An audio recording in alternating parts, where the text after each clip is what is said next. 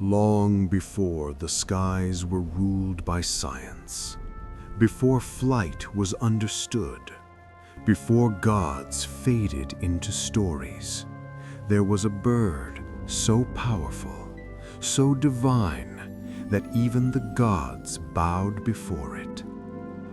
A bird born not of fire, not of storm, but of destiny.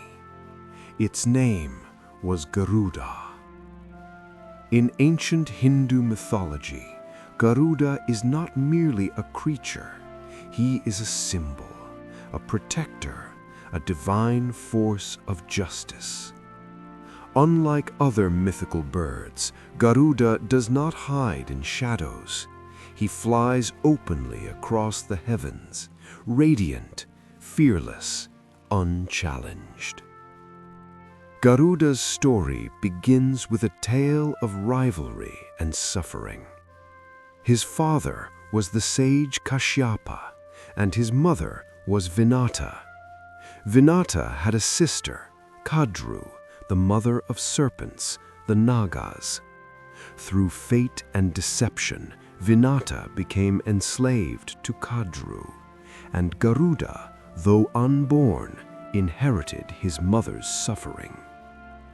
From the moment Garuda emerged, the universe trembled. He was born massive, golden, blindingly radiant. The gods mistook him for fire itself. The heavens shook at the sound of his wings, and from that moment, Garuda's destiny was sealed. Garuda grew with one purpose: to free his mother from bondage. To do this, he needed to obtain Amrita, the nectar of immortality, guarded by the gods themselves.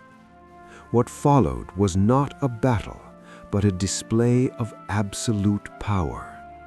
Garuda defeated celestial guardians. He crossed divine defenses. He challenged the heavens and succeeded. Yet Garuda did not drink the Amrita.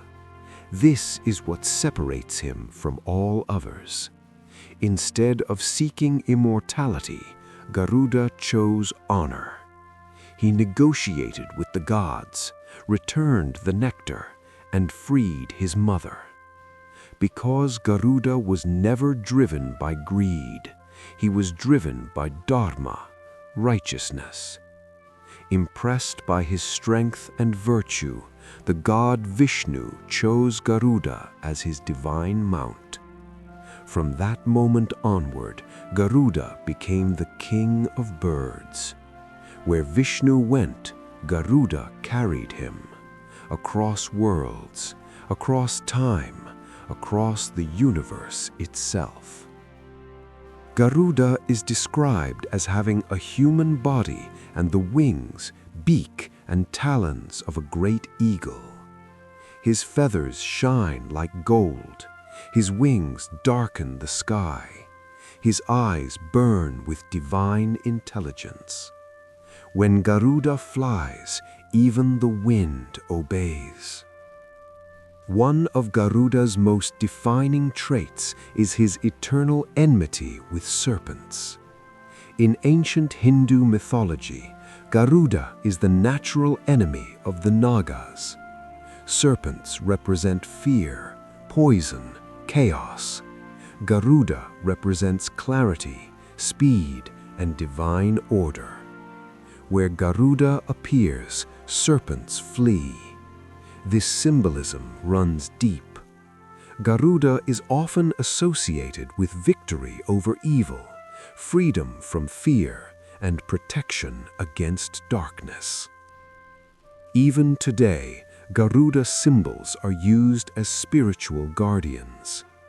Garuda's influence extends far beyond Hinduism. In Buddhist traditions, Garuda-like beings appear as powerful sky guardians. In Southeast Asia, Garuda becomes a national symbol. Thailand, Indonesia, Nepal, all honor Garuda as a sign of strength, sovereignty, and divine authority. Unlike the phoenix, Garuda does not die and rebirth. Unlike the rock, he does not terrorize humanity. Unlike the thunderbird, he does not exist to punish. Garuda exists to protect balance.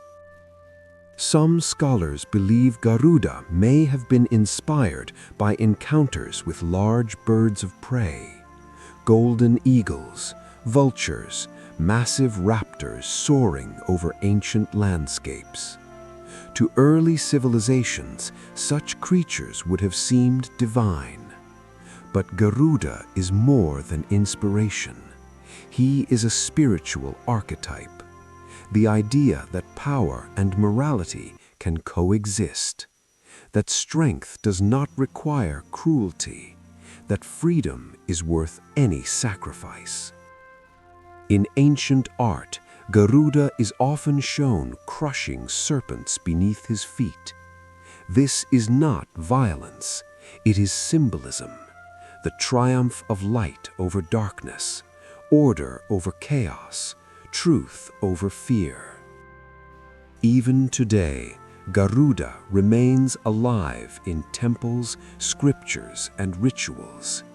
He is invoked for protection, for courage, for liberation. Because Garuda does not belong to the past, he belongs to belief. In a world filled with uncertainty, Garuda reminds us that true power is guided by purpose, that wings are not meant to escape responsibility, but to rise above fear. High above the earth, beyond mortal limits, Garuda still flies, not as a beast, not as a monster, but as a guardian of the skies.